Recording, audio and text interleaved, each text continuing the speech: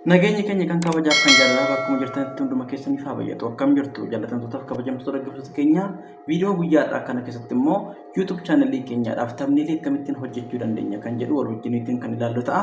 Egaa viidiyoon kun kan fayyadu irra caalaatti YouTuberoota yookaan namoota hojii YouTube irratti bobba'anii hojjechuu barbaadanidhaan kan fayyadu ta'uu isaati jechuudha kan isin beekuu qabdanii.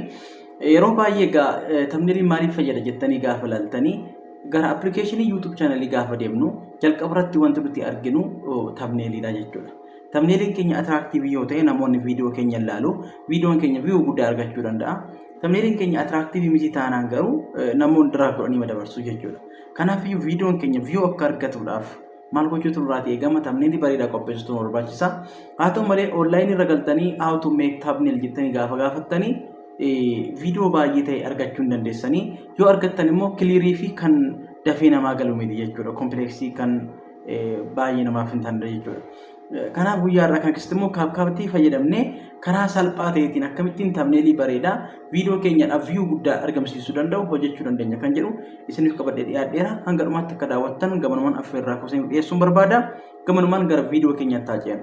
Kaapkaatiidhaan bananneetu suuras ta'ee wanta akka thumbnailitti fayyadamu barbaannu bakka jirurraatii import goone gara editingii leeyeriitti fidanna jechuudha. Fakkeenyaaf ani loogoo kanan akka thumbnailitti fayyadamu barbaade kun gaafa ilaaltan kana fakkaata jechuudha. Isa kan akkamittiin thumbnailii goonee fayyadamna kan jiru ilaaluudhaaf iddoo keever jettu kana ilaaluu barbaachisaa jechuudha. Achirratti amma duwwaadha homtuu tokkoyyuu hin jiru.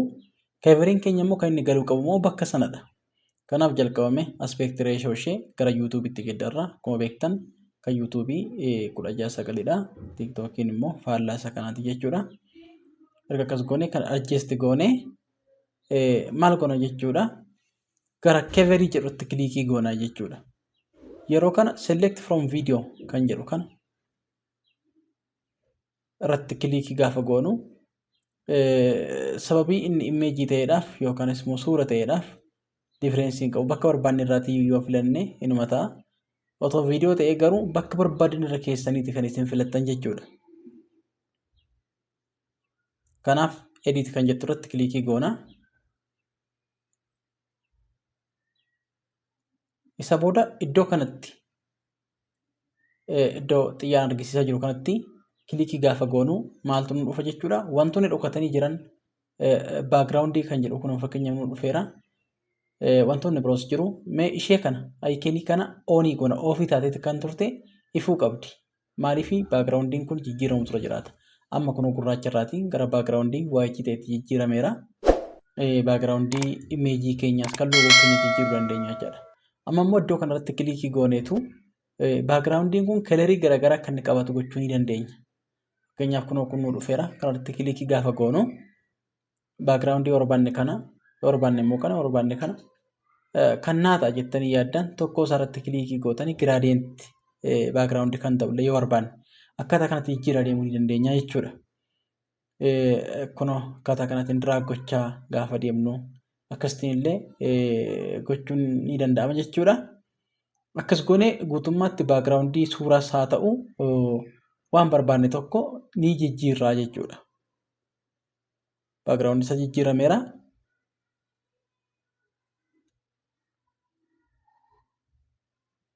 Kanatti aansee barreeffama text kan jedhu kanarratti iddoo mallattoon argaa jiru kanatti kilikii gooneetu add title kan jedhu kanas ni dandeenya. Haa ta'u malee drag goonee gaduma harkisne yeroo baay'ee kanan ofii kootii fayyadamuu jaalladhu. Ishee gajjallaatti argamtu kanadha jechuudha. Istaayilii kanaatiin barreessuu naatti tola waan ta'eef kanaatiin isin kan mataa keessan filachuu dandeessu. Kun seedisa jedhu kana gara barreeffama dhuunfaa keenyaatti geeddarra jechuudha. Kun by defaultidha. Gara dhuunfaa keenya geeddarree kalarii barreeffamichaallee jijjiiruu ni dandeenya. Yoo barbaanne gara kanaatti gradient kalarii yoo barbaanne immoo normal kalarii akka kanaadhaan jijjiirree istaayilii barreeffama keenya jechuudha. Isa dura yeeloo ture gara kanatti geeddarree fakkeenyaaf thumbnail jennee haa barreessinu. Kalariin isaa kana fakkaata jechuudha. Kana barbaanne ammas irra deebinee kalarii isaa jijjiiruu dandeenya. Iddoo kana text kan jiru bira dhaqna. Iddoo kana dhaqnee kalarii isaa jijjiirraa jechuudha. Kalariin isaa jijjiiramee jira. Sheefte kanas akkaatuma kanatti dhaqnee iddoo kanarraatti kalarii ishee jijjiirraa completely wal fakkaataa ta'eera jechuudha. akkas erga gooneetii barreeffama keenya suura keenya cinatti yookaanis immoo imeejii barbaanne sana cinatti galchuu ni dandeenya. Imeejii keenya gara barbaannetti buusuu dandeenya. Barreeffama keenya gara barbaannetti buusuu dandeenya. Kun thumbnail keenyaadhaaf attractive ta'a jechuudha. Erga akkas goonee xumurree dhumarratti save jenna. Save gaafa goonu automatically saved ta'a jechuudha. Erga akkas goonee booda dhumarratti export goona.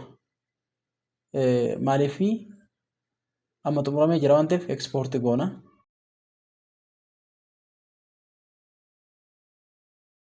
Open folder kan jedhu kan banne gaafa laallu kunoo kana fakkaata guutummaatti covering keenya kophaatti nu dhufeera.